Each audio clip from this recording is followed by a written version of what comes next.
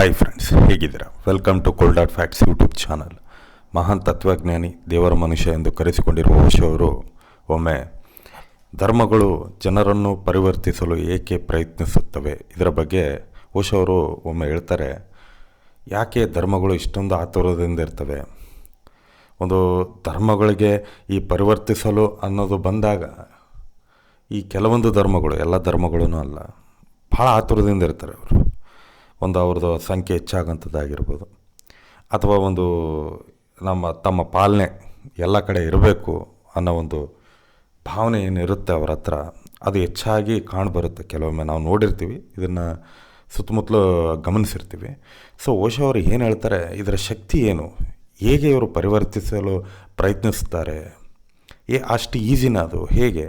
ಏನಪ್ಪ ಅಂದರೆ, ಇಲ್ಲಿ ಕೆಲವೊಂದು ಕಥೆಗಳಿಂದ ಕೂಡಿರ್ತವೆ ಈ ಧರ್ಮಗಳು.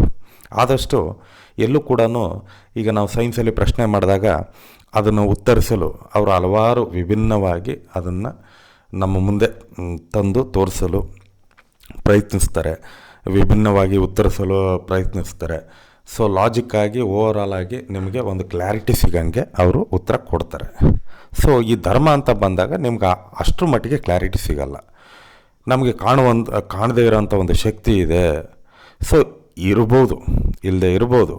ಸೊ ಶಕ್ತಿ ಇದೆ. ಸೊ ಆ ಶಕ್ತಿ ಹಿಂಗೆ ಇದೆ ಅಂತ ಹೇಳ್ತಿರೋದು ಯಾರೋ ಮನುಷ್ಯ, ಆ ಶಕ್ತಿನೇ ಬಂದು ಹೇಳ್ತಾ ಇಲ್ಲ. ಸೊ ಇಲ್ಲಿ ಏನಪ್ಪ ಅಂದರೆ, ಶಕ್ತಿಗೆ ಬೆಲೆ ಕೊಡೋಂಥ ವಿಚಾರ ಬೇರೆ, ಬಟ್ ಅದು ನಂಬಿಕೆಯಿಂದ ಇರಬೇಕೇ ಹೊರತು ಮೂಢನಂಬಿಕೆಯಿಂದ ಇರಬಾರ್ದು. ಓಶೋ ಅವ್ರು ಏನು ಹೇಳ್ತಿದ್ದಾರೆ ಇಲ್ಲಿ, ಈ ಧರ್ಮಗಳು ಏನು ಮಾಡ್ತಿದ್ದಾರೆ ಅಂದರೆ, ನಂಬಿಕೆ ಅನ್ನೋದನ್ನು ಹುಟ್ಟಾಕ್ತಾ ಇದ್ದಾರೆ ಜನರಲ್ಲಿ. ಇದು ಹೀಗೆ, ಇದು ಹೀಗೆ ನಡೆಯುತ್ತೆ, ಇದು ಈ ದಿನ ಹಿಂಗೆ ನಡೆಯೋದು, ಹಾಗೆ ನಡೆಯೋದು. ಆ ಸುಳ್ಳಾದರೂ ಕೂಡ ಜನ ಬಿಡಲ್ಲ, ನಂಬ್ತಾರೆ. ಯಾಕೆ? ಧರ್ಮಗಳನ್ನ ಪಾಲನೆ ಮಾಡೋದು ತಪ್ಪಲ್ಲ, ಅದನ್ನು ನಂಬೋದು ತಪ್ಪಲ್ಲ, ಅದನ್ನು ಆಚರಣೆಯಲ್ಲಿ ಇಟ್ಕೊಳ್ಳೋದು ತಪ್ಪಲ್ಲ. ಬಟ್ ಓಶೋ ಅವ್ರು ಏನು ಹೇಳ್ತಿದ್ದಾರೆ, ಆ ನಂಬಿಕೆ ಮೂಢನಂಬಿಕೆ ಆಗಬಾರ್ದು. ಆ ಮೂಢನಂಬಿಕೆ ಆದಾಗ ಏನಾಗುತ್ತೆ, ಜನರು ತಮ್ಮ ಆದಿಗಳನ್ನ ಕಳ್ಕೊತಾರೆ, ತಮ್ಮ ತನವನ್ನು ತಾವು ಕಳ್ಕೊತಾರೆ, ಮನುಷ್ಯತ್ವನ ಕಳ್ಕೊತಾನೆ. ಯಾಕಂದರೆ ಅತಿಯಾದ ಆಚರಣೆ ಒಳ್ಳೆಯದಲ್ಲ. ಯಾವುದೇ ಆಚರಣೆ ಆಗಿರ್ಬೋದು, ಅದರಲ್ಲಿ ಕೆಲವೊಂದಕ್ಕೆ ಉತ್ತರ ಇರ್ಬೋದು, ಕೆಲವೊಂದಕ್ಕೆ ಉತ್ತರ ಇರಲ್ಲ. ಅದು ಏನಪ್ಪ, ನಿಜನಾ, ಹಿಂಗೆ ಆಗುತ್ತಾ ಅನ್ನೋ ಒಂದು ಪ್ರಶ್ನೆ ನೀವು ಮೂಡಿಸ್ಕೋಬೇಕು. ಯಾಕಂದರೆ ಅನುಮಾನ ಅನ್ನೋದು ಬಂದಾಗಲೇ ಕೆಲವೊಂದು ಉತ್ತರಗಳು ಸಿಗ್ತವೆ, ನಿಜನಾ ಸುಳ್ಳ ಅಂತ ಅನ್ನೋದು. ಅದನ್ನೇನು ಮಾಡ್ತಾರೆ, ಜಾಸ್ತಿ ಪ್ರಶ್ನೆ ಮಾಡಬಾರ್ದು ನೀವು, ಈ ವಿಚಾರಕ್ಕೆಲ್ಲ ಈ ಥರ ಮಾಡಬಾರ್ದು. ಸೊ ಈ ಥರ ಧರ್ಮಗಳು ಏನು ಮಾಡ್ತವೆ, ಅದನ್ನು ಒಂದು ಅಡಿಪಾಯಾಗಿ ಇಟ್ಕೊಂಡು ಈ ನಂಬಿಕೆ ಅನ್ನೋದನ್ನು ಜನರಿಗೆ ಹುಟ್ಟಾಕ್ಸಿ, ಸೊ ಅಲ್ಲಿಗೆ ಅವ್ರು ಯಾವುದೇ ರೀತಿ ಅವ್ರು ಪ್ರಶ್ನೆ ಮಾಡ್ದಂಗೆ ಬ್ಲೈಂಡಾಗಿ ಇದೆ ಇದೆ ಇದೆ ಅಂತ ಜೀವನ ಪೂರ್ತಿ ಇರೋವರೆಗೂ ಅವ್ರು ಹಾಗೇ ಇರೋಂಗೆ ಮಾಡ್ತಾರೆ. ಸೊ ಯಾಕೆ ಅಂದರೆ ಧರ್ಮಗಳು ಎದುರ್ತವಂತೆ. ಓಶೋ ಅವರು ಹೇಳ್ತಾರೆ, ಎಲ್ಲದಕ್ಕೂ ಅವ್ರ ಹತ್ರ ಉತ್ತರ ಇರಲ್ಲ ಅಂತ. ನೀವು ಯಾವುದು ಕೇಳಿದ್ರು ಕೂಡ ಅವರು ನಿರ್ದಿಷ್ಟವಾಗಿ ಸಂಪೂರ್ಣವಾಗಿ ಉತ್ತರ ಕೊಡ್ಲಿಕ್ಕೆ ಸಾಧ್ಯ ಇಲ್ಲ, ಯಾಕಂದರೆ ಅವ್ರಿಗೂ ಗೊತ್ತಿಲ್ವಂತೆ ಅದು. ಸೊ ಆದ್ದರಿಂದ ಅದಕ್ಕೊಂದು ಉದಾಹರಣೆ ಕೊಡ್ತಾರೆ. ಒಬ್ಬ ಕುರುಡನಿಗೆ ಬೆಳಕಿನ ಬಗ್ಗೆ ತಿಳಿದಿರ್ಬೋದು, ಬಟ್ ಅವ್ನು ನೋಡಿರಲ್ಲ. ಸೊ ಹಾಗಾಗಿ ಹೀಗೆ ಅಂತ ಹೇಳಲಿಕ್ಕಾಗಲ್ಲ.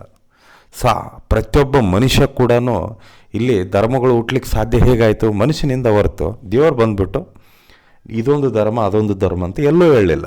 ಇಲ್ಲೇನಪ್ಪ ಅಂದರೆ ಮನುಷ್ಯನ ಸ್ವಾರ್ಥಕತೆ. ಸ್ವಾರ್ಥ ಏನಿದೆ, ನನಗೆ ಒಂದು ಜ್ಞಾನ ಇದೆ, ನಾನು ಇದ್ರ ಬಗ್ಗೆ ಅರಿವಿದೆ ಅಂತ ನಾನು ತಿಳಿದೆ ಜ್ಞಾನ ಇಲ್ಲದವರು ಏನು ಮಾಡ್ತಾರೆ, ಅದನ್ನು ಫಾಲೋ ಮಾಡ್ತಾರೆ. ಸೊ ಅದೇ ಥರ ಇನ್ನೊಬ್ಬ ಜ್ಞಾನ ಇರೋಂಥ ವ್ಯಕ್ತಿ ಇದನ್ನು ವಿರೋಧ ಮಾಡ್ತಾನೆ, ಅವನು ಹೋಗಿ ಒಂದು ಸ್ವಂತವಾಗಿ ಒಂದು ಧರ್ಮ ಮಾಡ್ತಾನೆ. ಸೊ ಅಲ್ಲಿ ಅವನಿಗೊಂದಿಷ್ಟು ಫಾಲೋವರ್ಸು, ಈ ಧರ್ಮಕ್ಕೆ ಒಂದಿಷ್ಟು ಫಾಲೋವರ್ಸು. ಸೊ ಹೀಗೆ ಆಗ್ತಿದೆ ಹೊರತು ಇಲ್ಲಿ ಯಾವುದೇ ರೀತಿ ನಾವು ಡೀಪರ್ ಸೆನ್ಸಲ್ಲಿ ಯೋಚನೆ ಮಾಡಿದಾಗ ಈ ನೇಚರಲ್ಲಿ ಕೆಲವೊಂದು ಅಂಶಗಳು ಏನಿದ್ದಾವೆ ಪ್ರಮುಖವಾಗಿ, ಈ ಸೂರ್ಯ, ಬೆಳಕು, ಆಲ್ಮೋಸ್ಟ್ ಬೆಳಕು, ನೀರು, ಗಾಳಿ, ಇವೆಲ್ಲ ಕೂಡ ಯಾವುದೇ ಜಾತಿಗೆ ಇಷ್ಟಿಷ್ಟೇ ಹೋಗ್ಬೇಕಂತ ಹೇಳ್ಬಿಟ್ಟು ಅದು ಹಂಚಿಕೆ ಆಗಿರಲ್ಲ. ಸೊ ಅದು ನ್ಯಾಚುರಲ್ ಆಗೇ ಇರುತ್ತೆ. ಬಟ್ ಮನುಷ್ಯ ಮಾತ್ರ ಅದನ್ನು ಮಾಡ್ಕೊಂಡಿದ್ದಾನೆ.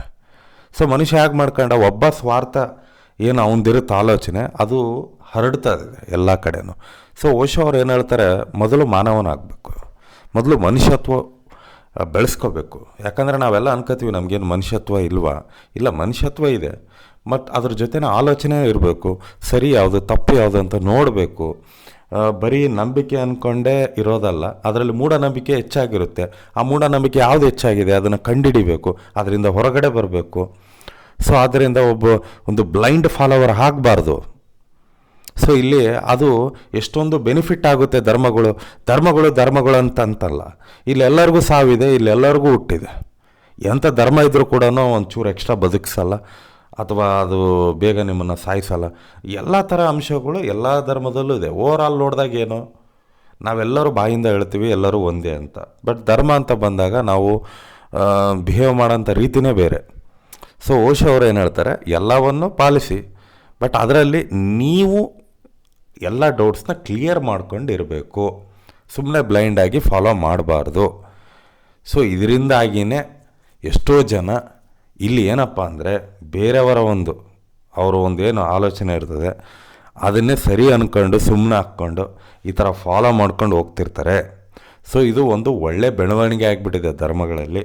ಸೊ ಅದಕ್ಕೆ ಅವರು ನಿಮ್ಮನ್ನು ಆದಷ್ಟು ಧರ್ಮಗಳಿಗೆ ಪರಿವರ್ತಿಸಲು ಅವರು ಪ್ರಯತ್ನಿಸ್ತಾರೆ. ಸೊ ಅವ್ರ ಆಚರಣೆ ದೊಡ್ಡದಾಗಿರಲಿ ಅಂತ ಬಯಸ್ತಾರೆ. ಸೊ ಇನ್ನು ಎಷ್ಟು ಜನ ಸಿಗ್ತಾರೋ ಅಷ್ಟು ಅವ್ರಿಗೆ ಒಳ್ಳೆಯದೇ. ಯಾಕಂದರೆ ಅವರಿಗೆ ಒಂದು ಬದುಕನ್ನು ನಾವು ಬುನಾದಿ ತೋಡು ಕೊಟ್ಟಂಗೆ ಆಗುತ್ತೆ ಹೊರತು, ನಮ್ಮ ಬದುಕನ್ನು ನಾವು ಬುನಾದಿ ತೋಡಿ ನಮ್ಮ ಮೇಲೆ ನಾವು ಮಣ್ಣು ಹಾಕ್ಕೊಂಡಂಗಿರುತ್ತೆ ನಮಗೆ ಜೀವನ. ಸೊ ನಾವೇನು ಅರ್ಥ ಮಾಡ್ಕೋಬೇಕಿಲ್ಲಿ, ಎಲ್ಲದಕ್ಕೂ ವಿರೋಧಿಸ್ಬೇಕಂತೇನಿಲ್ಲ, ಬಟ್ ಅರ್ಥ ಮಾಡ್ಕೋಬೇಕು, ಪ್ರಶ್ನೆ ಮಾಡಬೇಕು, ತಿಳ್ಕೊಳ್ಬೇಕು, ಅದ್ರ ಬಗ್ಗೆ ಜ್ಞಾನ ಇರಬೇಕು ಹೊರತು ಸುಮ್ಮನೆ ಯಾರೋ ಹೇಳ್ತಿದ್ದಾರೆ ಅಂತ ಫಾಲೋ ಮಾಡೋದು ಇರಬಾರ್ದು ಅಂತ ಓಶೋ ಅವರು ಹೇಳ್ತಾ ಇದ್ದಾರೆ. ಸೊ ಹಾಗಾಗಿ ಧರ್ಮಗಳ ಒಂದು ಸೀಕ್ರೆಟ್ ಏನು ಅದನ್ನು ಓಶೋ ಅವರು ತಮ್ಮ ಭಾಷೆಯಲ್ಲೇ ಹೇಳಿದ್ದಾರೆ. ಏನಪ್ಪ ಅಂದರೆ, ನಂಬಿಕೆ ಅನ್ನೋದು ಒಂದು ಅಸ್ತ್ರ ಆಗಿದೆ, ಆ ನಂಬಿಕೆ ಹೋಗಿ ಮೂಢನಂಬಿಕೆ ಆಗಿದೆ. ಆ ಮೂಢನಂಬಿಕೆಯಿಂದನೇ ಅವ್ರಿಗೆ ಈ ಬಲ ಬಂದಿದೆ. ಯಾಕೆ ಬಂದಿದೆ ಅಂದರೆ, ಜನಗಳಿಗೆ ನೀವೇನು ಹೇಳಕ್ಕೆ ಹೋದ್ರೂ ಅವರು ಅದಲ್ಲ ಇದಲ್ಲ, ಇದು ಸರಿ ಅದು ಸರಿ, ಅದಕ್ಕೆ ಉತ್ತರ ಇರಲ್ಲ ಹೊರತು ಅವ್ರು ಏನು ಹೇಳೋದು, ಸುಮ್ಮನೆ ಇದ್ಬಿಡು, ನಿನಗಿಷ್ಟೇ, ಇದು ಹಿಂಗೇನೆ ಅಷ್ಟೇ ಹೇಳ್ತಾರೆ ಹೊರತು ನೆಕ್ಸ್ಟ್ ಯಾವುದೇ ರೀತಿ ಇರಲ್ಲ. ಸೊ ಆದ್ದರಿಂದ ಒಂದು ತಿಳುವಳಿಕೆ ಮೂಡಿಸ್ಕೋಬೇಕು, ಎಲ್ಲದ್ರ ಬಗ್ಗೆ ಅರಿವು ಮೂಡಿಸ್ಕೋಬೇಕು. ಫಸ್ಟು ಮನುಷ್ಯತ್ವ ಅನ್ನೋದನ್ನು ಬೆಳೆಸ್ಕೋಬೇಕು. ಯಾಕಂದರೆ ಧರ್ಮ ಮಾಡಿದ್ದೇ ಮನುಷ್ಯತ್ವ ಬೆಳೀಲಿ ಅಂತ, ಬಟ್ ಇವತ್ತು ಅದು ಬೇರೆ ರೀತಿ ಹೋಗ್ತಾ ಇದೆ. ಸೊ ಆದ್ದರಿಂದ ನಮಗೆ ಓಶೋ ಅವರಿಂದ ಏನು ಎಷ್ಟು ತಿಳಿದಿದೆ ಅದನ್ನು ನಿಮ್ಮ ಮುಂದೆ ಇಟ್ಟಿದ್ದೇವೆ. ಜೈ ಹಿಂದ್, ಜೈ ಕರ್ನಾಟಕ.